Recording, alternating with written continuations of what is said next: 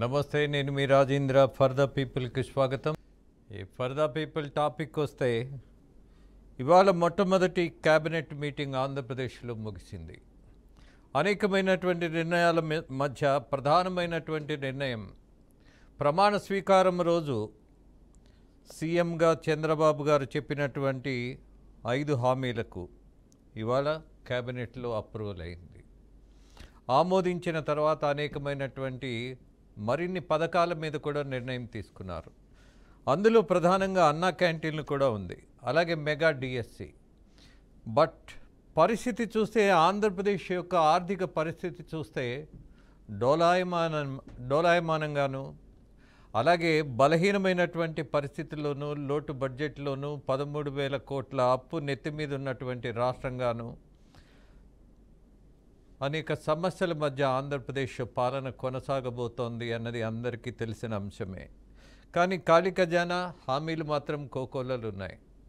మరొకటి, క్యాబినెట్ నిర్ణయాలు ప్రోత్సాహకరమే, బట్ ఈ భారం మోసే మార్గం ఏంటి అన్నదే చర్చనీయాంశం. దాంతోపాటు అన్నా క్యాంటీన్లు ఇవాళ ప్రతి పైసా ఒక 100 రూపాయలతో సమానం. ఆ పరిస్థితుల్లో అన్నా క్యాంటీన్ల నిర్వహణ దరిదాపు రాష్ట్రం మొత్తం, ఆంధ్రప్రదేశ్లో 183 అన్నా క్యాంటీన్లు ప్రారంభం కాబోతున్నాయి. అందులో 5 రూపాయలకే భోజనం అందబోతోంది. మరి అక్కడ భోజనానికి వస్తున్నటువంటి వాళ్ళందరూ బీదవాళ్ళేనా? ఎందుకు ఈ ప్రశ్న వేయాల్సి వస్తుంది అంటే, నేను అన్నట్టుగా ఆంధ్రప్రదేశ్ ఆర్థిక పరిస్థితి చాలా బలహీనమైనటువంటి, దారుణమైనటువంటి దశలో ఉందని విపక్షాలు ఇంతకుముందు మాట్లాడి వాడ పాలకపక్షానికి వచ్చిన తర్వాత ప్రతి పైసా కూడా మరి చాలా జాగ్రత్తగా ఖర్చు పెట్టాల్సిన పరిస్థితుల్లో, ఆకలి తీర్చేటటువంటిది అమోఘమైనటువంటిది, అద్భుతమైనది, దాన్ని ఎవరు కాదనరు. కానీ అక్కడికి వచ్చి తింటున్న వాళ్ళు కూడా అర్హత ఉన్న వాళ్ళైనా, పేదోళ్ళైనా, ఆకలితో ఉన్నవాళ్ళైనా, లేక డబ్బుండి ఉద్యోగాలు చేసుకుంటూ దొరుకుతుంది కదా అని లేనివాడి భోజనం తినేసే తత్వం ఉన్నవాళ్ళు వస్తున్నారా అన్నది ఇవాళ ఖచ్చితంగా చూడాల్సిన పరిస్థితి ఉన్నది. దాంతోపాటు సినిమా పరిశ్రమకు సంబంధించిన పెద్దలు ఇవాళ పవన్ కళ్యాణ్ని, అలాగే సినిమాటోగ్రఫీ శాఖ మంత్రిని కూడా కలిసినటువంటి సమాచారం ఉంది. సినిమా పరిశ్రమ అంటే పెద్ద పెద్ద నిర్మాతలేనా? చిన్న నిర్మాతలు ఎవరు సినిమా పరిశ్రమకు సంబంధించిన వాళ్ళు కాదా? ఎందుకని ఎప్పుడు ఎక్కడ ఎవరిని కలుస్తున్నా, ముఖ్యమంత్రిని కానీ మంత్రిని కానీ కలుస్తున్నప్పుడు 4-5 ముఖాలే. ఇవాళ సినిమాని శాసిస్తున్న వాళ్ళే కలుస్తున్నారు. సమస్యలు వాళ్ళక లేక పరిశ్రమక అన్న దాంట్లో మరి కార్మికులకు సంబంధించి, అలాగే అనేకమైనటువంటి శాఖలు ఉన్నాయి, సంఘాలు ఉన్నాయి. దానికి సంబంధించిన ఒక్క రిప్రజెంటేటివ్ కూడా ఉండరు, కేవలం పెద్ద నిర్మాతలు మాత్రమే. ఇది కూడా ఆలోచన చేయాల్సిందే. సినిమా పరిశ్రమ అభివృద్ధి అంటే ఒకళ్ళిద్దరికి 100 ఎకరాలు రాసివ్వడమా? ఒక్కసారి ఆలోచించండి, ఎందుకు ఇలా జరుగుతోంది? సమీక్షించాల్సిన సమయం వచ్చింది కదా. ప్రభుత్వ ధోరణి మారాలి కదా. ఆంధ్రప్రదేశ్లో ప్రతి గజము ఇవాళ ప్రజలకు కావాల్సిందే, అలాగే పెట్టుబడిగా మారాల్సిందే, అది అభివృద్ధికి నాంది కావాల్సిందే. But I don't know what to say about cinema వాళ్ళకి, సినిమా అభివృద్ధికి ఇచ్చినటువంటి భూములు ఇవాళ మనం సమీక్షించుకుంటే కొంచెం బాధేస్తుంది. మరొక విషయం, నిన్న మొన్న అక్రమ కట్టడాలు, వైఎస్ఆర్సీపీ భవనాలు అనుమతి లేనివి అని అనేక ప్రాంతాల్లో వాటిని కూల్చేసేటటువంటి పని జరుగుతోంది.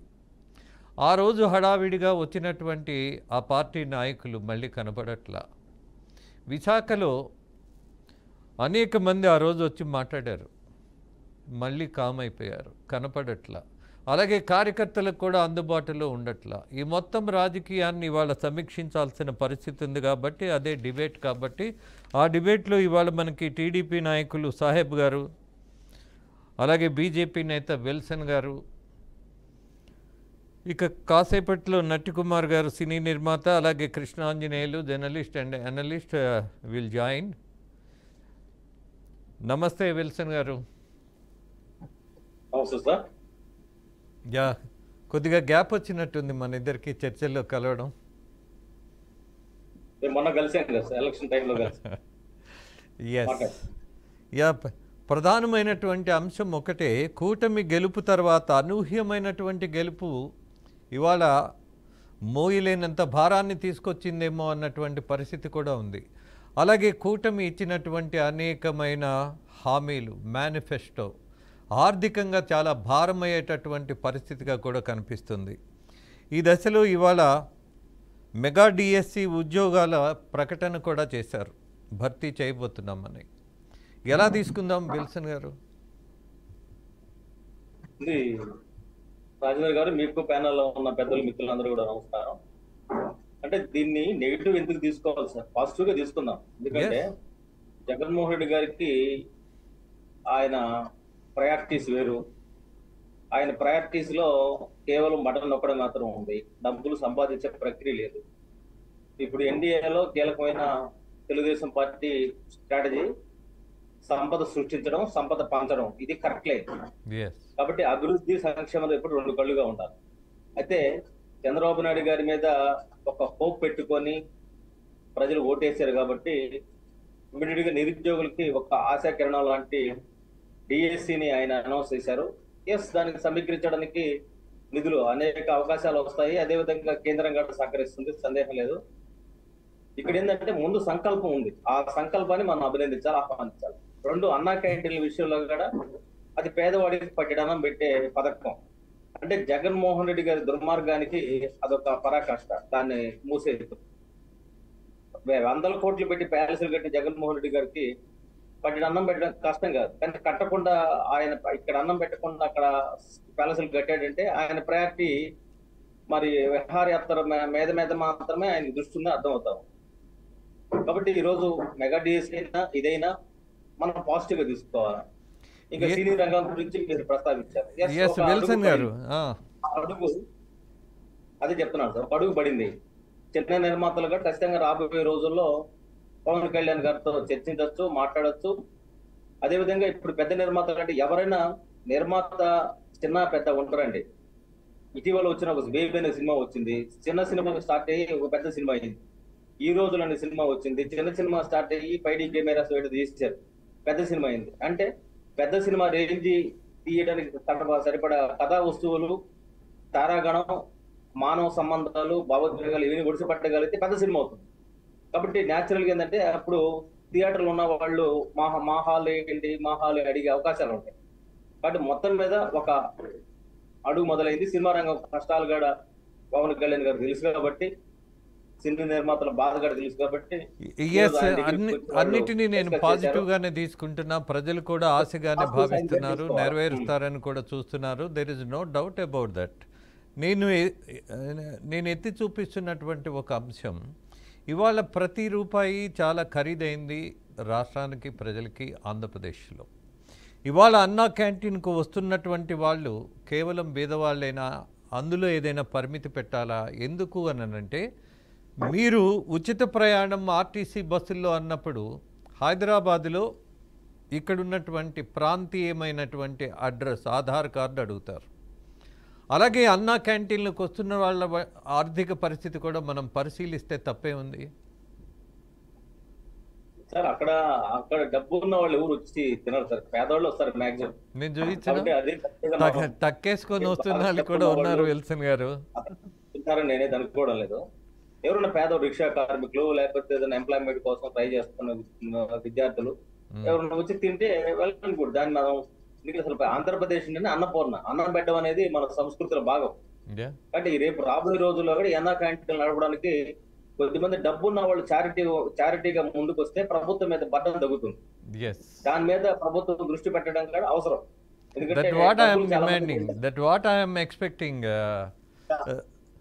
ఇప్పుడు నేను అన్నట్టుగా ఇవాళ ప్రతి రూపాయి భారమైనటువంటి ఆంధ్రప్రదేశ్కి కొంతమంది ముందుకొచ్చి దాతలుగా మారితే అన్నా క్యాంటీన్లు ఇంకొంచెం అద్భుతంగా నడపొచ్చు కదా అన్నది నా భావన. ఇప్పుడు చంద్రశేఖర్ గారు వచ్చారు, అది భాష రామకృష్ణ గారు ఉన్నారు. నారాయణ గారు ఉన్నారు, వీళ్ళంతా వందల వేల కోట్లకి అధిపతులు. కాబట్టి చిన్ని గారు ఉన్నారు, వీళ్ళందరూ కలిసి కొన్ని జిల్లాలు తీసుకొని అన్న క్యాంటీన్ నడపచ్చు. ఎందుకంటే మన ఇప్పుడు ఇది ఒక ప్రతిష్టాత్మక తెలుగుదేశం పార్టీ అధికారంలోకి వచ్చిన తర్వాత ఆ పార్టీ ప్రతిష్టకి అన్నా క్యాంటీన్లు కూడా ఒక సోపానం అనుకుంటున్నారు. కాబట్టి వాళ్ళు ఆ వదాన్ని చేయడం వల్ల పోత మనం తీసుకోవాలి. పోత 6 అడుగుల స్థలం తప్ప ఎవరికి మిగలదు. ఒకవేళ మిగులుతుంది అనుకుంటే వాడు బ్రహ్మ పిచ్చోడి కింద లెక్క. కాబట్టి ఈ అన్న క్యాంటీన్లు అనేది, అన్న అనే పేరు ఎన్టీఆర్ ఉంది కాబట్టి దాని మీద ఆ ఆయా వదానిలు బాగా డబ్బున్న వాళ్ళు, సంపాదించుకున్న వాళ్ళు, కష్టపడి సంపాదించుకున్న వాళ్ళు వాళ్ళ కీర్తి పెరిగేలానే ఉంటుంది తప్ప అది తగ్గదు. కాబట్టి వాళ్ళు దీన్ని పాజిటివ్ గా తీసుకొని ముందుకెళ్ళచ్చు. సినిమా రంగంలో ఎదిగిన వాళ్ళు చాలా మంది ఉన్నారు. వాళ్ళు కూడా మాకు కావాలి హక్కులు, మాకు కావాలి, మా సినిమా రంగాలు మాకు రాయితీలు కావాలి అన్నాం కంటే ఒక్కొక్కరు ఒక్కొక్క జిల్లా తీసుకొని ఈ అన్నా క్యాంటీన్ లాంటి వాటిని నడపవచ్చు. దీని మీద కూడా పవన్ కళ్యాణ్ గారు కూడా దృష్టి పెడితే బాగానే ఉంటుంది అనేది నా సూచన. ఫైన్. అలాగే మరొక అంశం, పెద్ద నిర్మాతలు చిన్న నిర్మాతలు ఉండరన్నారు కదా. సినిమా పరిశ్రమలో అనేక శాఖలకు సంబంధించినటువంటి యూనియన్స్ ఉన్నాయి, నాయకులు ఉన్నారు, కష్టపడుతున్న వాళ్ళు ఉన్నారు, ఇంకా ఆర్థికంగా చితికిపోతూ అలాగే మిగిలిపోతూ ఉన్నటువంటి వాళ్ళు ఇలాంటి సమావేశాలకు ఎందుకు రాకూడదు, వాళ్ళను కూడా కలుపుకోవాలి కదా అన్నది నా ప్రశ్న. ఎస్, అది తప్పులేదు సార్. ఇప్పుడు నటి కుమార్ అంటున్నారు, ఇంకా చిన్న చిన్న నిర్మాతలు ఉన్నారు, వాళ్ళు కూడా నెక్స్ట్ స్టెప్ లో వాళ్ళు కూర్చొని మాడచ్చు. వాళ్ళకి కూడా స్వేచ్ఛ ఉంది, హక్కు ఉంది, మాట్లాడచ్చు. అందులో సందేహం. ఒకవేళ ఏ నిర్ణయం తీసుకున్నా అది అందరి నిర్మాతలకు ఉపయోగపడుతుంది, చిన్న పెద్ద అని ఉండదు. నాకు సినిమా రంగంతో అవగాహనతో చెప్తున్నాను. కాబట్టి ఇక్కడ కామన్ సంబంధించిన కార్మికులు ఉంటారు కదా, వాళ్ళకి ఎన్ని సినిమాలు తీస్తే అంత ఉపాధి కలుగుతుంది. ప్రొడక్షన్ మేనేజర్ దగ్గర నుంచి, సినిమా రైటర్స్ దగ్గర నుంచి, అదే విధంగా ఇతర 24 క్రాఫ్ట్స్ లో పనిచేసే వాళ్ళకి అందరికీ కూడా అన్నం దొరుకుతుంది. కాబట్టి సినిమాలని ముమ్మరంగా నడవాలా, టెలి సీరియల్స్ నడవాలా, వీటి మీద కూడా ఒక ఆరోగ్యకరమైన వాతావరణం ఉండాలని నేను కోరుతాను. ఫైన్. సాహెబ్ గారు నమస్తే సార్. విపక్ష వైఎస్ఆర్సీపీ మీద విరుచుకుపడుతున్నారా, కేవలం కక్ష సాధింపు చర్యల్లో భాగమేనా అన్నటువంటి చర్చ నడుస్తోంది.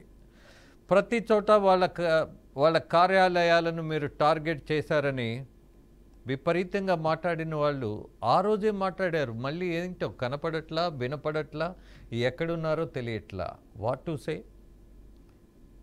రాజేంద్ర గారు, తమరికి ప్యానెల్లో ఉన్నటువంటి పెద్దలకు, బీఆర్కే న్యూస్ వీక్షకులందరికీ కూడా నమస్కారాలండి.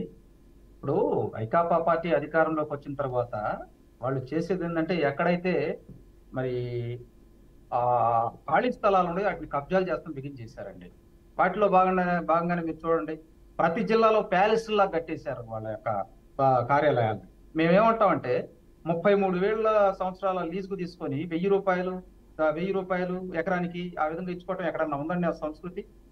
కాబట్టి మేమేమంటామంటే, వాస్తవంగా మీకు అనుమతులు ఉంటే వైకాపా పార్టీ వాళ్ళకి, మీరు నిజంగా ఏదైతే ఈ కట్టడాలకి మీరు పర్మిషన్లు తీసుకొని ఉంటే వారం రోజుల్లో రిప్లై ఇవ్వమని చెప్పాం. వాళ్ళు రిప్లై ఇస్తే కోర్టుల ద్వారా వాళ్ళ జోలికి రారండి. కానీ మీరు చిన్న ఎగ్జాంపుల్ చెబుతా. అమరావతి ప్రాంతంలో బహిర్గనం కెనాల్ పక్కన 2.5 ఎకరాలు అండి. అది వాస్తవం ఏంటంటే సీడ్ యాక్సెస్ రోడ్డుని కబ్జా చేసేసారు. సీడ్ యాక్సెస్ రోడ్డుని కబ్జా చేసి కట్టారు. ఇక్కడ కూడా ఏంటి, నీకు మంగళగిరి మున్సిపల్ కార్పొరేషన్ లో ఉన్నటువంటి కమిషనరు ఎప్పుడో 2 నెలల క్రితం నోటీసులు ఇచ్చారు. నోటీసులు ఇస్తే దానికి రిప్లై ఇలా. దాని తర్వాత కొంతమంది అధికారులు వెళ్ళి, ఏమండి మీరు అనధికారిక కట్టడాలు కడుతూ ఉన్నారు అని చెప్పి నోటీసులు ఇస్తే వాళ్ళని బెదిరించారు. కాబట్టి ఈ ఒక్కొక్కటి బయటకు వస్తూ ఉన్నాయి. ఏదైతే ఈ 13 జిల్లాల్లో ఉన్నటువంటి ప్రధానమైనటువంటి ప్రాంతాలలో, అది కూడా ఎక్కడంటే ఎక్కడందో ఆ సెంటర్ లో ఉన్నటువంటి స్థలాలను ఎకరం 33 సంవత్సరాలకు లీజులు తీసుకోవటం. అదేమంటే మీరు కూడా మరి 1997లో తెలుగుదేశం పార్టీ వారు కూడా జీవో తీసుకున్నారని వాళ్ళు వైకాపా వాళ్ళు చెబుతున్నారు. వాస్తవం ఏంటంటే 1997లో ఉన్నటువంటి జీవో ఏంటంటే, ఊరికి దూరంగానో లేకపోతే కమర్షియల్ ఆ ప్రాంతాలు కానటువంటి ప్రాంతాల్లో ఏదైనా కన్స్ట్రక్షన్ కి అనుమతులు తీసుకొని అక్కడ లీజుకు తీసుకొని దాన్ని జీవో తీసుకొచ్చి ఆ జీవో కూడా బహిర్గతం చేయాలండి. అప్పుడు 1-2 సార్లు తెలుగుదేశం పార్టీ కార్యాలయాలు కట్టిన మాట వాస్తవమే. కానీ ఈరోజు వైకాపా పార్టీ వాళ్ళు ఆ జీవోలు తీసుకొచ్చి, ఆ జీవో ఎప్పుడు తీసుకొచ్చారో కూడా ఎవరికి తెలియదు. వాళ్ళు అసలు కేబినెట్ ఆమోదం ఉందో కూడా తెలియనటువంటి పరిస్థితి అండి. అంటే ఇవన్నీ ఏంటంటే వాళ్ళు కావాలని ప్రజల్ని రెచ్చగొడతానికి చేస్తూ ఉన్నారు. ఇలా మేమేమంటామంటే, ఎస్ మీకు ఏమైనా అనుమతులు ఉంటే ఆ అనుమతులు చెప్పండి, కోర్టుల ద్వారా నోటీసులు పంపించండి, మీరు చేస్తున్నటువంటి ఆరోపణలు తప్పని. కానీ ఈ విధంగా లేకుండా ఏదో ఒకటి విధంగా పాలక పక్షం వారి మీద ఏదో ఒక విధంగా బురద చల్లాలి. ఎందుకంటే ఒక అబద్ధాన్ని పదే పదే ప్రజల్లోకి తీసుకెళ్లి సక్సెస్ పొందినటువంటి పార్టీ వైకాపా పార్టీ గతంలో. ఇప్పుడు అదే ట్రాజడీని మళ్ళీ ఉపయోగిస్తూ ఉన్నారండి. అంతేకాని ఇక్కడ ఎటువంటి కక్షపూరిత ధోరణులు అయితే లేవు. మీరు చూడండి, తెలుగుదేశం పార్టీ ఆఫీసు, మంగళగిరిలో ఉన్నటువంటి సెంట్రల్ పార్టీ ఆఫీసు అన్ని విధాల అనుమతులు తీసుకున్నా కూడా మా మీద ఆ రోజు ఆళ్ల రామకృష్ణారెడ్డి అనేటువంటి వ్యక్తి ద్వారా తప్పుడు కేసులు పెట్టించారు. తర్వాత మా పార్టీ ఆఫీస్ మీద అటాక్ చేశారు. దీంతో పాటు విశాఖపట్నంలో కావచ్చు, అదేవిధంగా కాకినాడలో కావచ్చు, ఇటు పల్నాడులో కావచ్చు, అనంతపురంలో కావచ్చు, కడపలో కావచ్చు, కర్నూలులో కావచ్చు, నెల్లూరులో ఉన్నటువంటి మా పార్టీ ఆఫీస్ కార్యాలయాలపై దాడులు చేసి నిప్పులు పెట్టారండి. అక్కడ ఉన్నటువంటి మా కార్యకర్తల వెహికల్స్ ని ధ్వంసం చేశారు. అక్కడ దాకా ఎందుకండి? మీరు ఏదైతే గన్నవరం నియోజకవర్గంలో చూడండి, మా పట్టాభి గారి మీద ఏ విధంగా వాళ్ళు ప్రతాపం చూపించారండి. ఆయన కారు ధ్వంసం చేసి దాదాపు 10 మంది నాయకుల కార్లు ధ్వంసం చేసి మా పార్టీ ఆఫీస్ దగ్గరికి వెళ్తే అక్కడ పెట్రోల్ పోసి తగలబెట్టేసి ఇవన్నీ చేశారండి. మంచి విషయం గుర్తు చేశారు. పట్టాభి గారి మీద 3 సార్లు దాడి చేసి ఆయన ఏదో బతికి బట్టగట్టారు. కానీ మరి అలాంటి నాయకుల మీద డైరెక్ట్గా మీరు చట్టబద్ధమైనటువంటి చర్యలు తీసుకోవడంలో మీనమేషాలు లెక్క పెడుతున్నారన్నటువంటి ఆలోచన, అపోహ కూడా పెరుగుతుందిగా. బిల్డింగ్స్ని అయితే టార్గెట్ చేశారు, మరి నాయకుల్ని ఎందుకు చేయలేకపోయారు? నిన్న మొన్న కూడా ఒక నాయకుడు తిట్టాడు కదా, బండబూతులు. వాళ్ళ మీద చట్టాలు ఉండవా? వ్యక్తిగతంగా అటాకులు చేయాలంటే టైం అవసరం లేదండి. మిమ్మల్ని వ్యక్తిగతంగా చేయమన్నట్లా, వ్యక్తిగతంగా మీ మీద చేస్తున్నప్పుడు మీ దగ్గర నుంచి చర్యలేవి అని అడుగుతున్నా నేను. ఇక్కడ ఒకటండి, న్యాయం, ధర్మం, చట్టం అనేవి ఉంటాయి. ఎవరికైనా కానీ సమానం. గత ప్రభుత్వం, వైకాపా ప్రభుత్వం ఉన్నప్పుడు ఆ బ్యాలెన్స్ తప్పారు. కాబట్టి ప్రజలు మాకు పెద్ద మ్యాండేటరీ ఇచ్చారండి. మాకు ప్రజలు అవుట్రేట్ గా 164 సీట్లు మాకు గెలుపునిచ్చారు. మామూలు విషయం కాదు. మేమేమంటామంటే, ఇప్పుడు ఏదో పిచ్చుకొక్క కరిసిందని చెప్పి మనం దాన్ని కరవలేం కదా సార్. పిచ్చుకొక్క మన ఇంటి దగ్గర కలిసింది, దాన్ని మనం కరవలేం కదా. ప్రజలు మిమ్మల్ని కరవమనట్లా, మిమ్మల్ని బూతుకు సమాధానంగా ప్రవర్తించమనట్లా. బట్ చట్టబద్ధంగా మీరు తీసుకోవాల్సినటువంటి నిర్ణయాలు ఎందుకని ఆలోచన చేస్తున్నారు? మరి భవనాలకైతే టకటక చట్టం మీరు ఆమోదించలేదు కాబట్టి పగలగొడుతున్నామన్నారు. వాళ్ళ భాష మీకు ఆమోదమా? వాళ్ళు తొడగొట్టి ఏం పీకుతావని అడుగుతుంటే మీకు ఆనందమా? రాజేంద్ర గారు, ఇప్పుడు సగటు తెలుగుదేశం పార్టీ కార్యకర్తగా నాకు కూడా ఉండిద్ది. మా అధినాయకుడిని కానీ, మా లోకేష్ గారిని కానీ, లేదా మా పవన్ కళ్యాణ్ గారిని కానీ ఏమన్నా మాకు ఆవేశం వచ్చిందండి. మేము అనేది ఏంటంటే, చట్టపరమైనటువంటి చర్యలు తీసుకుంటున్నాం వాళ్ళ మీద. ఖచ్చితంగా ఒక 1 వీక్ లో తీసుకుంటామండి. ఎవరైతే మమ్మల్ని ఇబ్బందికరంగా మాట్లాడారో, మా మహిళా కార్యకర్తల్ని, మా మహిళా నాయకుల మీద ఏ విధంగా వాళ్ళు పోస్టులు పెట్టారో మీ అనేది గమనించి మీరు కూడా చాలా సార్లు బాధపడ్డారు. అరే, తెలుగుదేశం పార్టీ మహిళా నాయకురాల మీద ఈ విధంగా పోస్టులు పెడుతున్నారు, ఈ విధంగా చేస్తున్నారు అని చెప్పి. మేము ఇవన్నీ చట్టపరంగా తీసుకుంటాం. ఎవరిని వదలకండి. ఇక్కడ వదలాల్సిన ప్రసక్తే లేదు, వదిలేటువంటి అంశమే లేదు. చంద్రబాబు నాయుడు గారికి ఈ రోజు మా కార్యకర్తలు కూడా సోషల్ మీడియాలో అంటున్నారు, అయ్యా మీరేదో భగవద్గీత ప్రవచనాలు చెబితే కాదు, మనకు చాలా ఇబ్బంది పెట్టారు, ఒక్కసారి ఆలోచించమని చెబుతున్నారు. ఖచ్చితంగా ఆలోచన విధానాన్ని పెద్ద ఆయన తీసుకుంటాడు. అయితే చంద్రబాబు గారు ఏంటంటే, ఈ చట్టం, న్యాయం, ధర్మం అనేటువంటి అంశాల మీద వెళ్ళేటువంటి వ్యక్తి అండి. ఖచ్చితంగా చట్టపరమైనటువంటి చర్యలు తీసుకుంటామండి వాళ్ళ మీద. ఆ చర్యలే అడుగుతున్నాం సాహెబ్ గారు. విల్సన్ గారు, ఇదే ప్రశ్న నేను మిమ్మల్ని కూడా అడగదలుచుకున్నా. మీ అధ్యక్షురాలనే అడ్డగోలుగా బండబూతులు తిట్టినా సరే ఇవాళ చట్టము పనిచేయటం లేదా? లేకుంటే మీలో ఇనిషియేషన్ ఎందుకని రావట్లేదు? నిన్న మొన్న కూడా తిట్టిన నాయకుల మీద ఎప్పటికో ఏదో మేము చాలా సహనవంతులం, అలాగే రాజ్యాంగబద్ధమైనటువంటి నిర్ణయాలే రాజ్యాంగబద్ధం కానీ తీసుకోమనట్లా. ఇవాళ తన్నిన తర్వాత ఒక వారానికి మళ్ళీ మీరు వైద్యం చేయించుకుంటున్నారు, నొప్పులు తగ్గుతున్నాయి, అప్పుడు తీసుకుంటారా? లేకపోతే దాడి జరిగినప్పుడు కేసులు పెడతారా? ఇప్పుడు ఒకటండి, కొడాలి నాని అని అతను ఒక ప్రెస్టేటెడ్ పర్సనాలిటీ. వాళ్ళ పార్టీ వాళ్ళే కాసు మహేష్ రెడ్డి బాహాటంగా చెప్పాడు, తెలుగుదేశం పార్టీకి వచ్చిన కొద్దిమంది వల్ల మాకు నష్టం జరిగిందన్నారు. అందులో కొడాలి నాని ఉన్నాడు, వంశీ ఉన్నాడు. వాళ్ళకి చంద్రబాబు నాయుడు మీద కక్షతోటో కోపంతో వెనక ఎవరైనా బ్యాక్గ్రౌండ్ నడిపారో, లేకపోతే వంశీ గారిని, వీళ్ళంతా తెలుగుదేశం పార్టీ భిక్షతో ఎదిగిన వాళ్ళు. వాళ్ళు ఏదో లోపల పెట్టుకొని మాట్లాడారు. అది జగన్మోహన్ రెడ్డి గారు ఎంజాయ్ చేశాడు. ఆ ఎంజాయ్ చేశాడు కాబట్టి ఈ రోజు ఆయన ఉప్పు తిన్నాడు కాబట్టి నీళ్లు తాగుతా బెంగళూరు పులివెందులో తిరుగుతా ఉన్నాడు. కాబట్టి దానికి సంబంధించి పూర్తిగా కొడాలి నాని మాట్లాడింది కొడాలి నానేనా, మాట్లాడేసి జగన్మోహన్ రెడ్డికి కరువు కాల్చి వాత పెట్టారు కదా ప్రజలు. ఇక ఆయన జీవితకాలంలో ముఖ్యమంత్రి పదవి అడగలేడు కదా.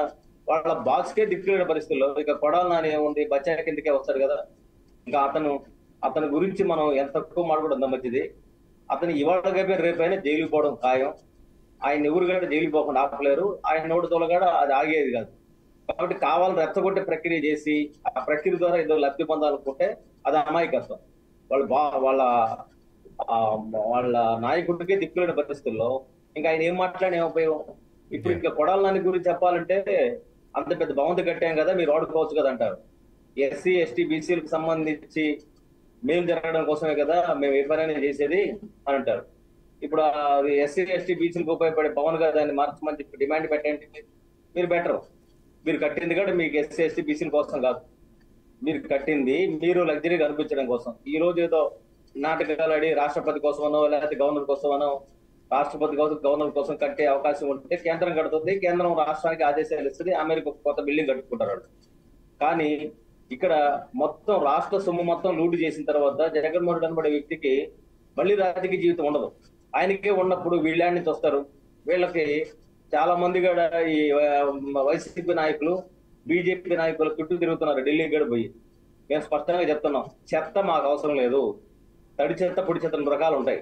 కాస్త క్యారెక్టర్ ఉన్న వాళ్ళని మేము ఆహ్వానిస్తాం తప్ప ఇటువంటి కొడాలి నానిలు లేకపోతే మిగతా వాళ్ళు వంశీలు ఇలాంటి వాళ్ళని ఎలాంటి పరిస్థితుల్లో పార్టీ జనతా పార్టీ ఆహ్వానించదు.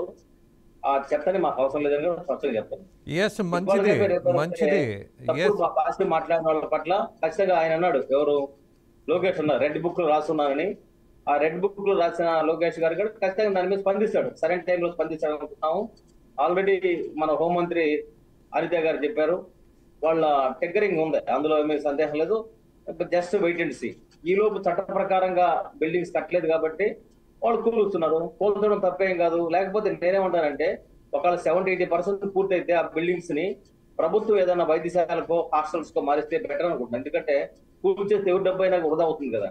కాబట్టి పాజిటివ్ గా ఒకళ్ళు కడిగితే వాళ్ళ దగ్గర నుంచి తీసేసుకొని వాటిని సోషల్ వెల్ఫేర్ హాస్టల్స్ గా మార్చడం బెటర్ అనేది నాకున్న అభిప్రాయం, సూచన గారు.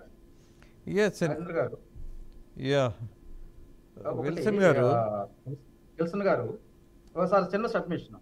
ఇప్పుడు అమరావతిలో ఉన్నటువంటి వైకాపా పార్టీ యొక్క కార్యాలయాన్ని ఎందుకు అదే కన్స్ట్రక్షన్ జరిగేదని పడగొట్టామంటే అది సీడీ యాక్సెస్ రోడ్ కి అడ్డంగా కట్టినటువంటి విషయం అండి. మిగిలిన మీరు అన్నట్టు ఏమండి విల్సన్ గారు, హాస్టల్ కోసం బిల్డింగ్స్ కానీ ప్రభుత్వం స్వాధీనించిన అవకాశం ఉంటే స్వాధీనం చేసుకుని బీసీలకి ఎస్సీలకి మైనార్టీలకి వెల్ఫేర్ హాస్టల్స్ మార్చడం బెటర్ అనేది నా సూచన. మంచి సూచన, అది ఖచ్చితంగా తీసుకుంటారండి దాని విధంగా. రాజేంద్ర గారు కంటిన్యూ సార్ ప్లీజ్.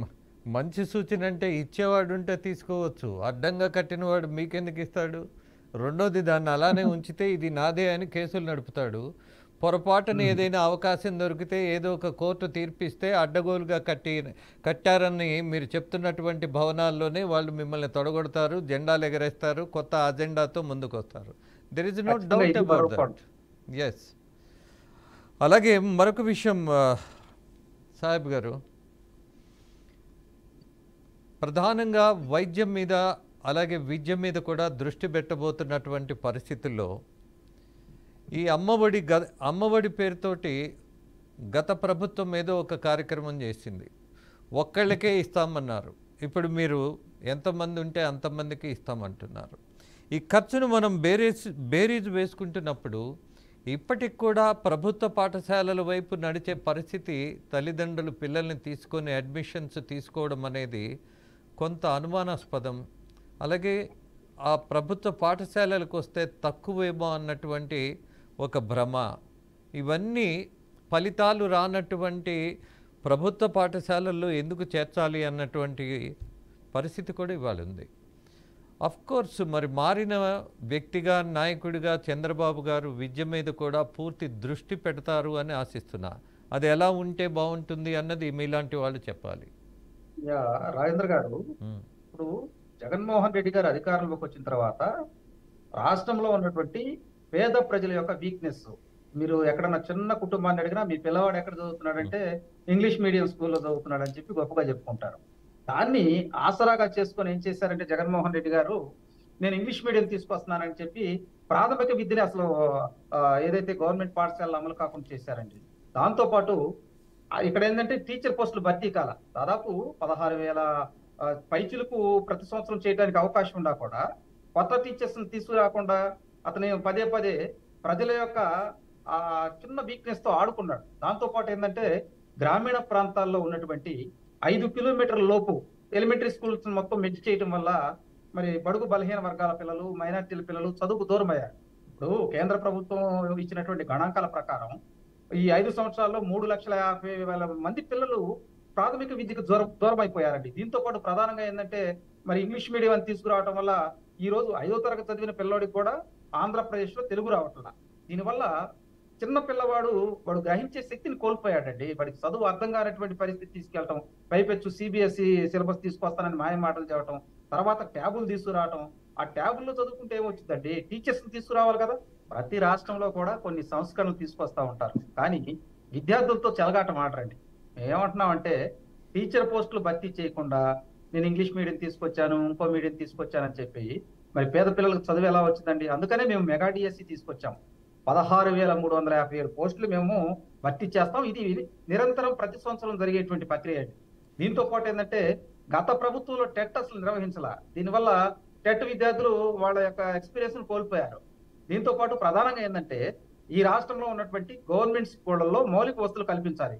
మౌలిక వసతులు అంటే ఏంటి, ప్రధానంగా విద్యా బుద్ధులు నేర్పించేటువంటి టీచర్స్ ని రిక్రూట్ చేయాలండి.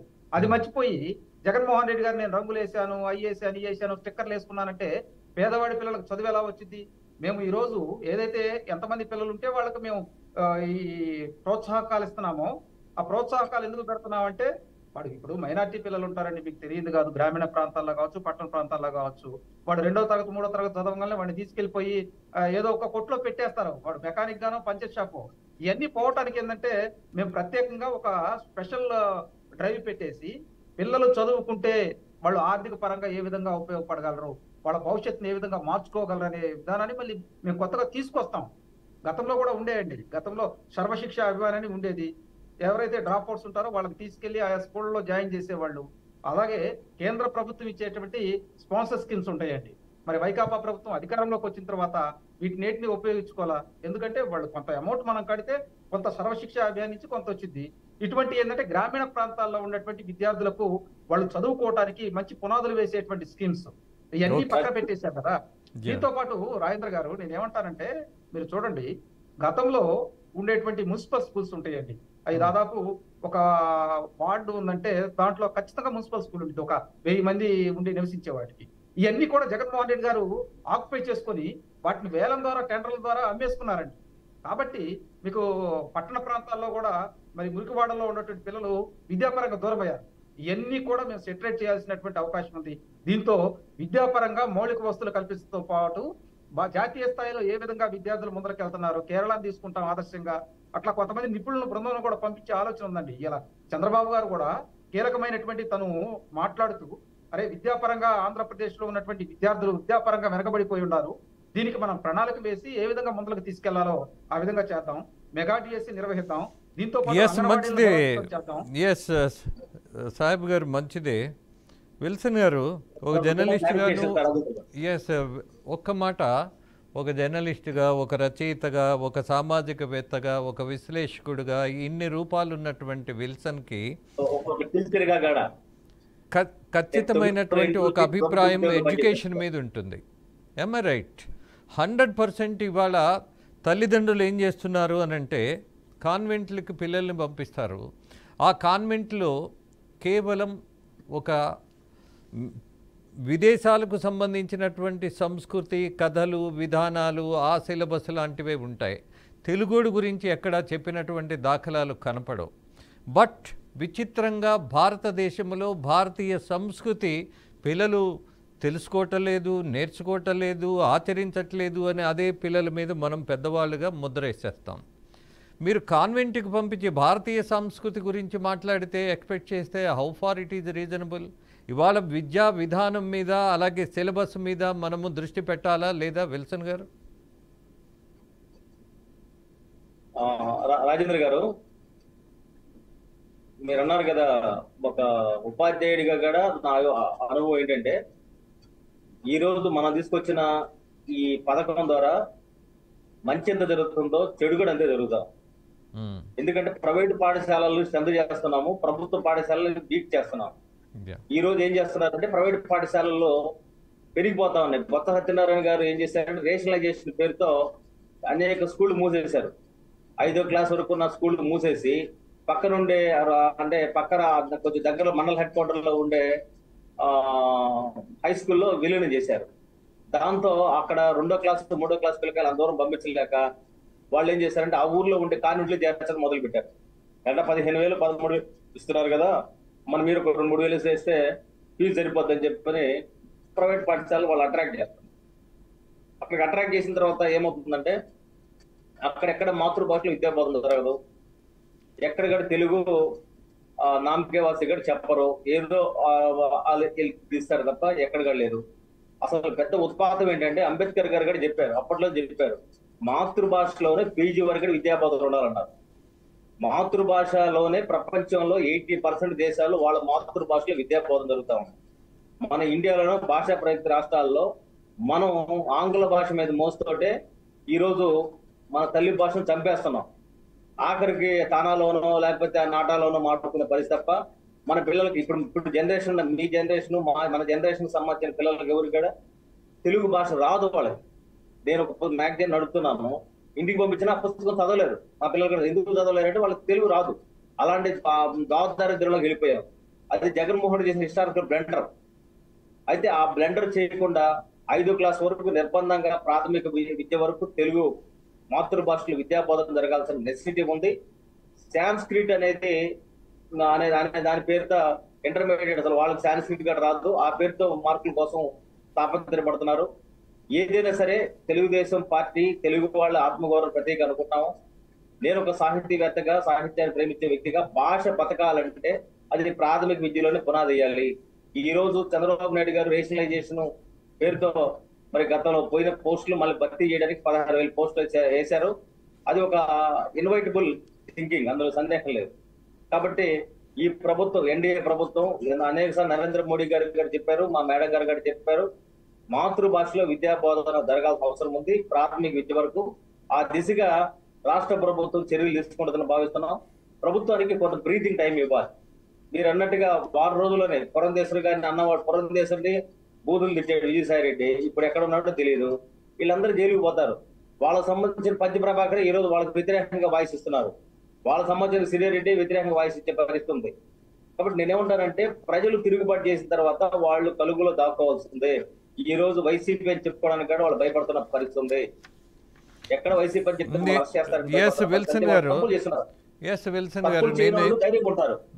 వాళ్ళు తప్పులు చేశారు కాబట్టి భయపడుతూ ఉంటారు కంటిన్యూగా.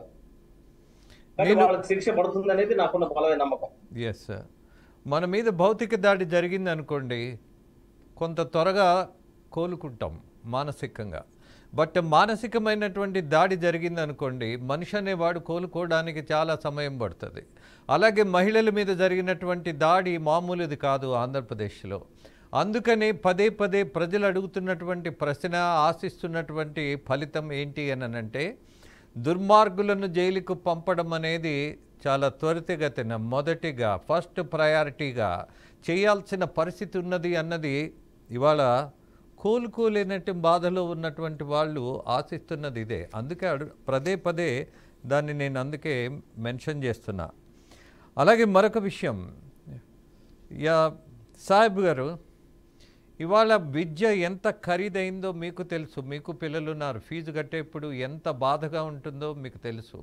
కానీ ప్రభుత్వ పాఠశాలలకు పంపించాలి అని అంటే మనసు ఒప్పుకోదు, ఇంట్లో వాళ్ళు ఒప్పుకోరు, తేలిగ్గా చూసేటటువంటి ఒక పరిస్థితిలో బతికేస్తున్నాం మనం. బట్ ఇవాల్టి కూడా నేను అడుగుతున్నది ఒకటే, విల్సన్ గారు తలుచుకుంటే కొంత ప్రభావితం చూయించేటటువంటి పద్ధతులు ఆచరించగలరు, దాన్ని ఆమోదింపజేయగలిగే పరిస్థితి ఆయనకి ఉంది కేంద్రం దగ్గర. అలాగే రాష్ట్రం ముఖ్యంగా ఆలోచించవలసింది, మనం మెగా డిఎస్సీలు ఎన్ని తీసుకొస్తున్నాం అనే దాంతోపాటు పిల్లలకి ఇచ్చేటటువంటి విద్యలో విలువైనటువంటి విద్యను ఇస్తున్నామా, ఆ విలువైన విద్యలో వాళ్ళకి సంస్కారం, సభ్యత, అలాగే ఉపాధి, ఈ 3 దొరికే అవకాశం ఉందా లేదా అన్నటువంటిదే అనుమానాస్పదమైనటువంటి విషయం. కాబట్టి it should be taken up in a different way. ప్రభుత్వ పాఠశాలల మీద నమ్మకం పెంచేటటువంటి విధానాలు ఇవాళ చంద్రబాబు గారు అలాగే పవన్ కళ్యాణ్ గారు ఇద్దరు కూర్చొని ఆలోచించవలసిన ప్రాథమికమైనటువంటి విషయం అంటాను నేను. అంటే రాజేంద్ర గారు ఇక్కడ మనం ఒకటి గమనించాలి, ప్రభుత్వ విధానంలోనే మార్పులు కాదండి, తల్లిదండ్రుల్లో కూడా మార్పులు రావాలి. గ్రామీణ ప్రాంతాల్లో కావచ్చు, ఎక్కడైనా కావచ్చు. అంతేలే, మీరు అంతేలే సాహెబ్ గారు, మీరు కాన్వెంట్ లో చేర్చిన తర్వాత మళ్ళీ మీరు దాన్ని సమర్థించుకోవాలి కాబట్టి ఏదో ఒకటి చెప్తారు, కానివ్వండి. కాదు రాజేంద్ర గారు, వాస్తవాలు కూడా చెప్పాలండి ఇక్కడ. చెప్పండి. మాతృభాషలో విద్య అభ్యసించినప్పుడు there is no doubt about that అండి. ఎస్, ఖచ్చితంగా నోన్ టు అన్నోన్ అన్నది చాలా ప్రాథమికమైన అంశం. మానసిక శాస్త్రవేత్తలు చెప్పేది కూడా అదే. పిల్లలకి తెలిసిన భాష నుంచి, అంటే మాతృభాష నుంచి అన్నోన్ లాంగ్వేజ్ ఏది ఉందో దానికి వెళ్ళాలి. దానికి ఒక వయసు ఉంటుంది. ఆ వయసు ఏంటి? అట్లీస్ట్ మీరు 10వ తరగతి వరకు తెలుగు మాధ్యమంలో చదివిన తర్వాత 10వ తరగతిలో మీరు ఇంగ్లీష్ మీడియం తీసుకున్నా కూడా భారం అనిపించదు. That we have to adapt. అంటే రాజేంద్ర గారు, తమకు తెలియంది కాదు, గ్రామీణ ప్రాంతాల్లో కావచ్చు, పట్టణ ప్రాంతాల్లో కావచ్చు, జానీ జానీ ఎస్ పాప అంటే మురిసిపోతున్నారు. గురు బ్రహ్మ గురు విష్ణు గురుదేవ మహేశ్వర గురు సాక్షాత్ పరబ్రహ్మ తస్మై శ్రీ గురువే నమః అని ఎవరైనా చెబితే నవ్వుతున్నారండి. నేను అది అనేది. కాబట్టి నేనేమంటానంటే, తెలుగు భాషతో పాటు మరి ఇంగ్లీష్ భాష కూడా వచ్చినప్పుడే వాళ్ళు మంచి నడవడిక, మంచి ప్రవర్తన కలిగి ఉంటారు. అదే విధంగా భారతదేశంలో ఉన్నటువంటి జాతీయ నాయకులు ఉన్నారు, స్వాతంత్ర సమరయోధులు ఉన్నారు. వారి గురించి మాతృభాషలో తెలుసుకున్నప్పుడే కదండి మనం ఏ విధంగా ముందరికెళ్లాలని చెప్పి ఆ విద్యార్థికి అవకాశం పట్టేది. కాబట్టి ఖచ్చితంగా వీటిల్లో మార్పులు తీసుకొస్తానే చంద్రబాబు నాయుడు గారు కూడా గతంలో కూడా చాలా సార్లు అన్నారు, మరి ప్రాథమిక విద్య మొత్తం కూడా మాతృభాషలో జరగాలి, దాంతో పాటు అడిషనల్ గా ఇంగ్లీష్ అనేది ఉండాలని చెప్పి. ఖచ్చితంగా మా యొక్క ఈ టీచర్స్ మెగా డిఎస్సిలో కూడా అదే చేస్తున్నామండి. మేము ప్రతి సంవత్సరం కూడా 16,000 పైచిలకు డిఎస్సి నిర్వహించాలని చెప్పి చంద్రబాబు గారు అంటాం. అదేవిధంగా మౌలిక వస్తువుల్లో భాగంగానే టీచర్స్ తో పాటు టీచర్లు వారితో పాటు తల్లిదండ్రులను కూడా ఇక్కడికి తీసుకొచ్చి వాళ్ళకు కూడా నచ్చజెప్పాలి. కాబట్టి అప్పుడు ప్రభుత్వ పాఠశాలలో మరి పర్సంటేజ్ పెరిగిద్దండి. My demand, my suggestion is that S Wilson గారు, నేను అడుగుతున్నది కేవలం విల్సన్ గారు చెప్పండి, నేను అడుగుతున్నది సిలబస్ గురించి. అలాగే నేను ప్రశ్నిస్తున్నది ఇవాళ ఉన్నటువంటి ఇంగ్లీష్ మీడియమా తెలుగు మీడియమా కాదు. ఒకే ఒక ప్రశ్న, సింపుల్గా డైరెక్ట్గా ఆబ్జెక్టివ్గా, మనము కేజీ నుండి ఎల్కేజీ నుండి పీజీ వరకు ఉచిత విద్య ఎందుకు ఇవ్వలేం? పీజీ వరకు, ఎల్కేజీ నుండి పీజీ వరకు చదువుకునే వాళ్ళకి ఉచిత విద్య ఎందుకు ఇవ్వలేం? సార్ ఆల్రెడీ ఉంది సార్. కేజీ నుంచి పీజీ వరకు ఉచిత విద్య ఉంటుంది. ఉచిత విద్య లేకుండా ఏం బాలేదు. మీరు గమనించండి, గురుకుల పాఠశాలలు ఉచిత విద్యే, ఇంటర్మీడియట్ కూడా ఉచిత విద్యే, డిగ్రీ కూడా ఉచిత విద్యే. దానికి పోస్ట్ మెట్రిక్ స్కాలర్షిప్స్ ఉన్నాయి కదా, అయిన ఉన్నాయి. పీజీ కూడా యూనివర్సిటీలో ఉచిత విద్యే. ఒక ఇంజనీరింగ్ ఈ మాత్రమే డబ్బులతో నడుస్తా ఉన్నాయి. అవి కూడా ప్రభుత్వ రంగంలో నడిచే వాటిల్లో ఉచిత విద్యే. ఐఐటి కూడా ఉచిత విద్యే. వాళ్ళ స్కాలర్షిప్ రాష్ట్ర ప్రభుత్వాలు ఇచ్చి భరిస్తారు, సందేహం లేదు. కాబట్టి ఉచిత విద్య నడుస్తుంది. కాకపోతే ఏంటంటే, భాషా ప్రయుక్త రాష్ట్రాల్లో మన అస్తిత్వం భాష అనేది. ఇప్పుడు ఇతర ప్రాంతాలకు పోతే మీరు ఎవరంటే తెలుగు వాళ్ళు అంటాం. కాబట్టి అసలు మూలం ఏంటంటే, మనకి విద్య ఎంత అవసరమో మన సంస్కృతి అంతే అవసరం. మన సంస్కృతి పతనం అయిపోయిన తర్వాత మాట్లాడుకోవడానికి ఏముండదు. మీరు తెలుగు వాళ్ళని చెప్పడానికి తెలుగులో మాట్లాడలేని పరిస్థితి ఉండదు. తెలుగు వాళ్ళని ఇంగ్లీష్లో చెప్పే పరిస్థితి వస్తే అది మారాలా. ఈ కార్పొరేట్ ఎడ్యుకేషన్ వచ్చిన తర్వాత ఈ కార్పొరేట్ ఎడ్యుకేషన్ లో దాని తాలూకు విష క్రిములు పెరిగిపోయి ఈ రోజు పేరెంట్స్ కి పిల్లల మధ్య కూడా సంబంధాలు విచ్ఛిన్నం అయిపోయినాయి. లేవు సరిగ్గా మాట్లాడుకోవడం. ఇక్కడి నుంచి కానీ ఎవడన్నా ఫారిన్ పోతే వాళ్ళు ఎప్పుడో ఎస్ఎంఎస్లు ఇస్తారు, నాన్న బాగున్నావా బాగు అంతే. అది కూడా సమాధానం ఉండదు, ఫోన్ కూడా చేయడం లేదు. ఇదంతా కార్పొరేట్ విషఫలాలకి పరాకాష్టే. కాబట్టి మనం ఏమనుకుంటున్నామంటే, మమ్మీ డాడీ అంటే సంబరపడుతున్నాం. అదేవిధంగా మన పిల్లలు ఇంగ్లీష్ మీడియం చదువుతూ సంబరపడుతున్నాం. నువ్వు ఇంగ్లీష్ మీడియం చదివే కొద్దీ నువ్వు భాషకు దూరం అవడమే కాదు, నువ్వు అమ్మానాన్న కూడా దూరం అయ్యే పరిస్థితి ఒకటి క్రియేట్ అయింది. కాబట్టి ఈ వాతావరణాన్ని మార్చడం కోసం ఖచ్చితంగా ఒక ప్రత్యేకమైన కమిటీ ఏర్పాటు చేసి, ఇప్పుడు మనం ఇచ్చే ఏదైతే అమ్మఒడి ఉందో ఈ అమ్మఒడి ద్వారా ప్రభుత్వ పాఠశాల చదివించడానికి ఎంకరేజ్ చేయండి. ఈ దాని మీద ఉపాధ్యాయ సంఘాలు కూడా పెద్ద ఎత్తున ఈ రోజు క్యాంపెయిన్ కూడా స్టార్ట్ చేసాయి. మీరు ప్రభుత్వ పాఠశాల పెరగాలంటే అమ్మఒడి ప్రభుత్వ పాఠశాలకు ఇవ్వండి, ప్రైవేట్ పాఠశాలకు ఇస్తే ప్రైవేట్ పాఠశాలకు అక్కడ చేర్చుకుంటాడు పిల్లవాడిని. పోనీ ఇక్కడ మీరు అక్కడ పేరెంట్స్ ప్రోత్సహించండి అని ఈ రోజు వాళ్ళు ఉపాధ్యాయులే ఒక నినాదం తీసుకొచ్చి ప్రజల్లో తీసుకెళ్తా ఉన్నారు చాలా బలంగా. ఇది నేను ఈ రోజు మా మేడం గారికి కూడా పురంధేశ్వరి గారికి పంపించాను. కాబట్టి రాబోయే రోజుల్లో ఖచ్చితంగా ముఖ్యమంత్రి గారు ఇద్దరు పిల్లలకి అమ్మఒడి అంటే చదివించడానికి ఒక ఎంకరేజ్ చేయండి.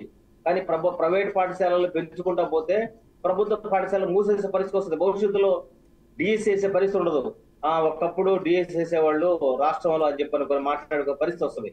కాబట్టి క్రమేణా ప్రభుత్వ పాఠశాలలు మూతపడే కొద్ది ఏమవుతుందంటే మన మూలాలను మనం దోషం చేసుకుని అవుతాం, మన అమ్మతనాన్ని మనం నాశనం చేసుకుని అవుతాం, మన నాన్నతనాన్ని దోషం చేసుకుని అవుతాం. కాబట్టి మన మాతృభాషని ప్రొటెక్ట్ చేసుకోవడం అనేది ప్రతి ఒక్క తెలుగు వాడి బాధ్యత.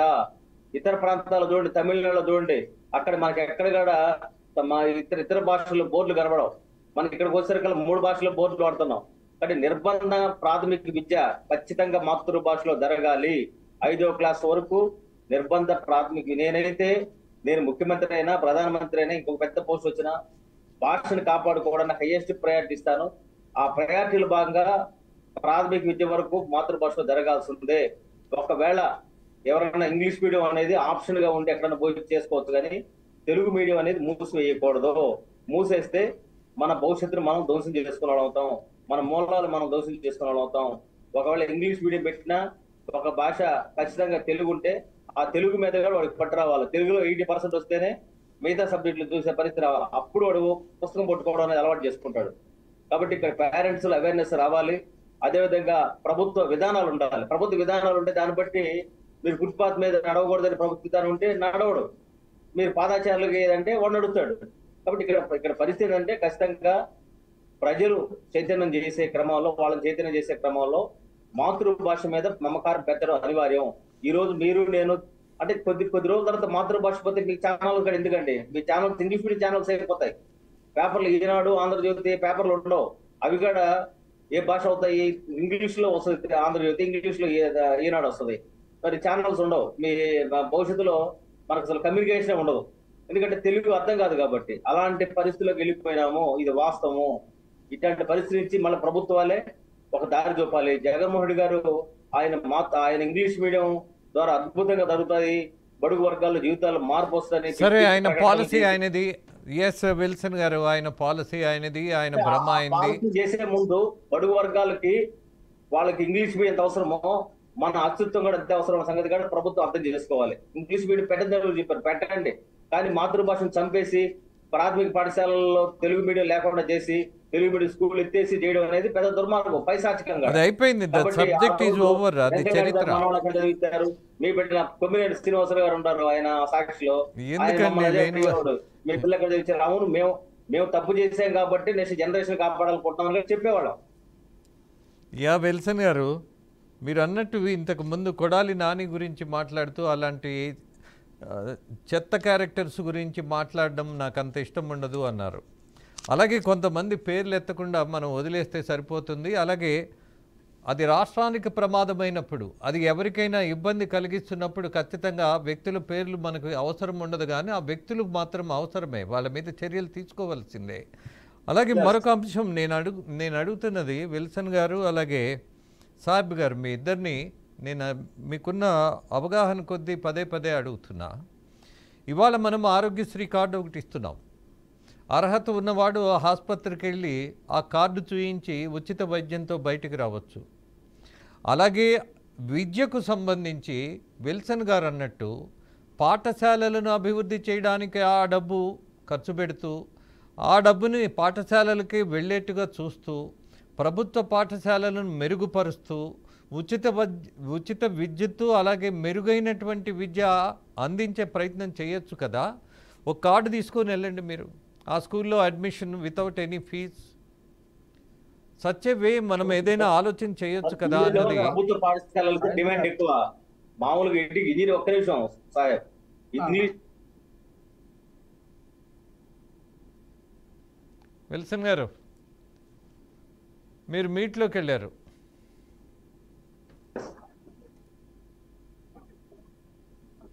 చెప్పండి. విల్సన్ గారు చెప్పండి.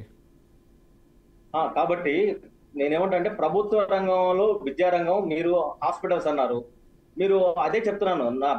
నాణ్యానికి రెండో వైపు అంటే మీరు ఆరోగ్యశ్రీ ఇచ్చిన తర్వాత ప్రభుత్వ వైద్యశాల మొత్తం పడకేసే పరిస్థితి వచ్చింది. ఎక్కడికడ మీరు బ్లడ్ ఎక్కడికడ అంతకు ముందు ప్రభుత్వ హాస్పిటల్ పోతే అన్ని బ్లడ్ టెస్టులు చేసేవాళ్ళు, యూరిన్ టెస్టులు చేసేవాళ్ళు. ఇప్పుడు అది లేని పరిస్థితి. మరి బ్లడ్ బ్యాంక్ ఉండేది, ఇప్పుడు అది లేని పరిస్థితి. అదే విధంగా అక్కడ సంబంధించిన ఫార్మసీ ఉండేది, మందులు ఇచ్చేవాళ్ళు, ఇప్పుడు అది లేని పరిస్థితి. రంగురంగు నీళ్ళైనా సరే ఏదో ఒకటి ఇచ్చేవాళ్ళు. ఇప్పుడు అసలు ఏంది, మీరు ఆరోగ్యశ్రీ 1000 రూపాయలు కూడా ఆరోగ్యశ్రీ అయినసరికి ఎవరు బాగుపడుతున్నారు? ప్రైవేట్ హాస్పిటల్స్ కదా బాగుపడేది. లక్షలు లక్షలు చిన్న చిన్న జబ్బు, వాడు బతుకుతాడో చస్తాడో తెలియదు, వాడికి స్టంట్ వేస్తాడు, వాడు 2 లక్షలు గుంజుతాడు. మరి ఇక్కడ పరిస్థితి ఏంటంటే నేనేమంటానంటే ప్రభుత్వ రంగంలోనే మీరు ఆపరేషన్ చేయొచ్చు.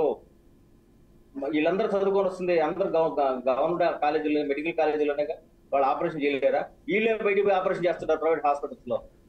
Why not? yes విల్సన్ గారు, శస్త్రచికిత్స అవసరం సమాజంకి ఉంది, బాధ్యత ఉంది. ప్రభుత్వం కూడా ప్రభుత్వ రంగంలో ఉండే హాస్పిటల్స్ డెవలప్ చేయాలి, ప్రభుత్వ రంగంలో పాఠశాల డెవలప్ చేయాలి. ఇది ఒక సోషల్ రెస్పాన్సిబిలిటీ. అంబేద్కర్ ఇదే నిజంగా కోరుకుంది కూడా. ఎస్ విల్సన్ గారు, నేను మీ వాదంతో అంగీకరిస్తా. ఆరోగ్యశ్రీ పేరుతోటి జరుగుతున్నటువంటి దోపిడీ చిన్నది కాదు. అందుకే నేను జస్ట్ ఎగ్జాంపుల్గా ఆరోగ్యశ్రీ కార్డు ఉంటే హాస్పిటల్కి వెళ్ళొచ్చు, మరి విద్యాలయాలకు వెళ్ళాలి అని అంటే విద్యాలయాలను అభివృద్ధి చేయాలనంటే ఒక సిస్టమ్ పెట్టుకుందాం అంటున్నా. అలాగే తల్లిదండ్రుల అకౌంట్లో డబ్బులేసి మనం ఆకర్షించే కంటే కూడా ఎవరికి డబ్బు పంపి విద్యను అభివృద్ధి చేయాలి అన్నటువంటి ఆలోచన చేయాల్సిన పరిస్థితి ఉందని భావిస్తున్నా. ఎస్ సాహెబ్ గారు. రాజేంద్ర గారు, నేను ఒక చిన్న సబ్మిషన్ అండి. మీరు ప్రభుత్వ పాఠశాల గురించి చెబుతున్నారు. తెనాల్లో కోగంటి సత్యం గారి జిల్లా పరిషత్ హై స్కూల్ ఉంది. అక్కడ అడ్మిషన్లో కావాలంటే ఈరోజు అడ్మిషన్ లేవు అక్కడ. అలాగే గుంటూరులో పాటిబండ్ల సీతారామయ్య గారి హై స్కూల్ ఉంది, మీరు చూసే ఉండొచ్చు. ఆ స్కూల్కి ఒక ప్రత్యేకత కూడా ఉందండి. ఆ స్కూల్కి ఒక ప్రత్యేకత ఉంది రాజేంద్ర గారు. ఎట్లా అంటే ద్వారకా తిరుమలరావు గారు ఆంధ్రప్రదేశ్ డీజీపీ గారు అక్కడే చదివారు, పక్కన ఉన్నటువంటి తమిళనాడు డీజీపీ శ్రీనివాస్ గారు వాళ్ళిద్దరూ ఒకే క్లాస్మేట్స్ కూడా. అంటే అటువంటి విద్య అందించడానికి ఇప్పుడు పాటిబండ్ల సీతారామయ్య గారి హై స్కూల్ ఒకటి ఉదాహరణ. అక్కడ ఖాళీలు లేవు, ఎందుకంటే పబ్లిక్ ప్రైవేట్ పార్ట్నర్షిప్. దానితో పాటు గతంలో అక్కడ చదువుకున్నటువంటి ఎవరైతే విద్యార్థులు ఉన్నారో ఈ రోజు వాళ్ళు దేశ విదేశాల్లో డాక్టర్లు గాను, ఇంజనీర్లు గాను, పెద్ద పెద్ద లాయర్లుగా ఉన్నారు. వాళ్ళు పర్యవేక్షణలో బ్రహ్మాండంగా ఎడ్యుకేషన్ జరుగుతుందండి. అట్లా నేనేమంటానంటే ప్రజల్లో అవగాహన రావాలి, సోషల్ రెస్పాన్సిబిలిటీ రావాలి. అదేవిధంగా మీరు చూడండి, గ్రామీణ ప్రాంతాల్లో ఒక మైనారిటీల దగ్గర ఉన్నటువంటి స్కూల్లోనో, ఎస్సీ కాలనీలో ఉన్న స్కూల్లోనో అక్కడికి వెళ్ళి టీచర్లు మామూలు విద్యార్థుల తల్లిదండ్రులు ప్రశ్నిస్తే వాళ్ళకి ప్రశ్న చెప్పట్లేదండి, సమాధానం చెప్పట్లా, గర్వంగా మాట్లాడుతున్నారు. అక్కడ రెస్పాన్సిబిలిటీ లేకపోవడం వల్ల. ఎందుకంటే ఈ గవర్నమెంట్ టీచర్స్ లో కూడా మార్పు రావాలనేది నా వ్యక్తిగత సూచన అండి. ఖచ్చితంగా అట్లా వచ్చినప్పుడు మాత్రమే. గతంలో చూడండి, మేము చదువుకునేటప్పుడు ఏదైనా తప్పు చేస్తే కొట్టేవాళ్ళు, దానికి తల్లిదండ్రులు వచ్చి మాట్లాడమంటే లేదు లేరా నువ్వు తప్పు చేసి ఉంటావు, ఖచ్చితంగా మీ టీచర్ గారు మంచివాడు అనే భావన ఉండేది ఆ రోజుల్లో. కానీ ఈ రోజుల్లో నాకు గవర్నమెంట్ ఉద్యోగం వచ్చింది, ఇక ఏం ఇబ్బంది లేదు, ఎవడైనా కానీ నన్ను జవాబుదారీతనంగా క్వశ్చన్ చేయరు అని ఆ భ్రమంలోకి వెళ్ళిపోవటం వల్ల కూడా నష్టం జరుగుతుంది. ఇక సరే, రెండో అంశం, మీరు ఆరోగ్య గురించి చెప్పారు. మరి జగన్మోహన్ రెడ్డి గారు అధికారంలోకి వచ్చిన తర్వాత కరోనా వచ్చిందండి. మరి కడప, కర్నూలు లాంటి తన సొంత కాన్స్టిట్యున్సీలో, సొంత జిల్లాల్లోనే చాలా మంది హాస్పిటల్స్ లో మా దగ్గర ఇక్కడ వైద్యం చేయరు అని బోర్డులు పెట్టారండి. వాళ్ళ మీద ఎవరు చర్యలు తీసుకున్నారా? తీసుకోలేదు కదా. తర్వాత గతంలో తెలుగుదేశం పార్టీ అధికారంలో ఉన్నప్పుడు మరి సిఎంఆర్ఎఫ్ ఫండ్స్ ఇచ్చేవాడండి. ఏదైనా పెద్ద వైద్యం వస్తే ఎవరైనా అర్హులు ఉంటారో వాళ్ళకి సిఎంఆర్ఎఫ్ ఫండ్ నుంచి కొంత ఫండ్ ఇచ్చేవాడు. జగన్మోహన్ రెడ్డి గారు అధికారంలోకి వచ్చిన తర్వాత ఆ ఫండ్ మొత్తం ఎత్తేసారు కదా. మళ్ళీ మీరు పాతదానికే వెళ్తున్నారు. నేను I'm not at all interested about Jaganmohan Reddy and his ruling time. నేను పర్టికులర్గా అడుగుతున్నది పీపుల్ ఎక్స్పెక్టేషన్, హయ్యెస్ట్ ఎక్స్పెక్టేషను ఇవాళ పాలకపక్షం మీద ఉన్నది, ఇవాళ ప్రభుత్వం మీద ఉన్నది. That the reason I'm asking. Very simple. నేను అడుగుతున్నది ఒకటి. ఇవాళ విద్యకు సంబంధించినటువంటి విషయాలు మీరు మాట్లాడుతున్నప్పుడు చదువు ఎలా ఉండాలి, చదువుకునే పిల్లలు ఎలాంటి వాతావరణంలో పెరగాలి అని అంటే ఆటలు ఆడుకునేటటువంటి ఆహ్లాదకరమైనటువంటి వాతావరణం ఉండాలి. అలాగే ఆడుతూ పాడుతూ చదువుకోవాలి.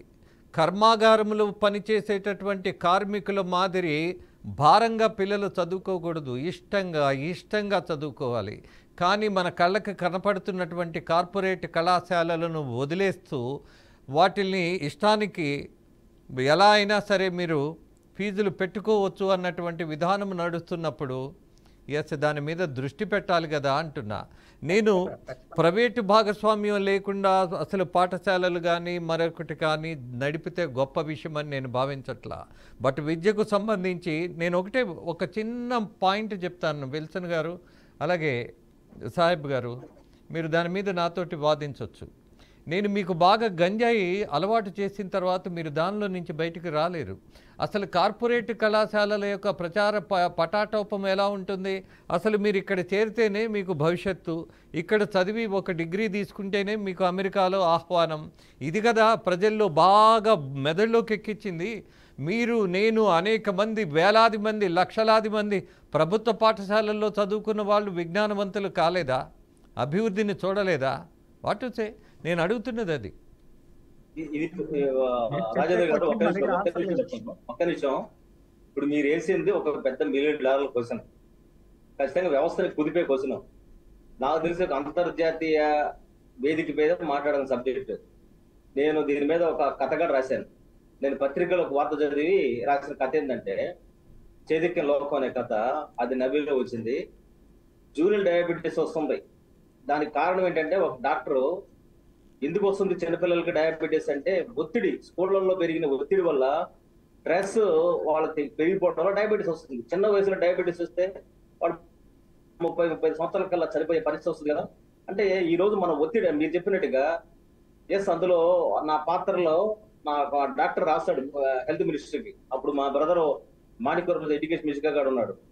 అసలు పాఠశాలలు లేకుండా మెరిస్తే వాన కురిస్తే ఆకాశంలో హరివిల్లు విరిస్తే అంతా మాదనుకునే భారత చెందే కోనల్లారా అని ఆ బాల్యం, ఆ ఇంద్రధనుస్సును చూసి ఉప్పొంగే బాల్యం ఉండాలంటే మనకి పాఠశాలల్లో ఏముండాలి?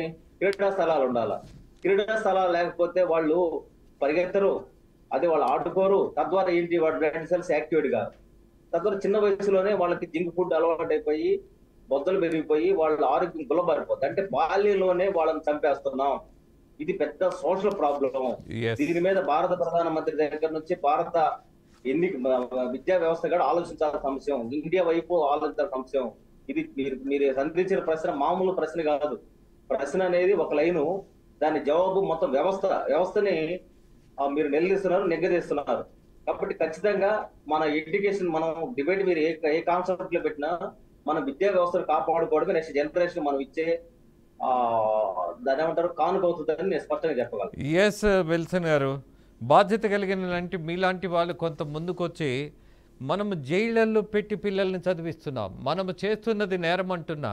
నాకు ఎలాంటి సందేహము లేదు. నిజంగా నేరస్తులు ఎవరు అని అంటే పిల్లల్ని జైళ్ళల్లో పెట్టి చదివిస్తున్నట్టుగా చదువుకు కూడా కొంత సమయం ఉంటుంది, ఆ బుర్రకు కూడా కొంత విశ్రాంతి అవసరం అవుతుంది.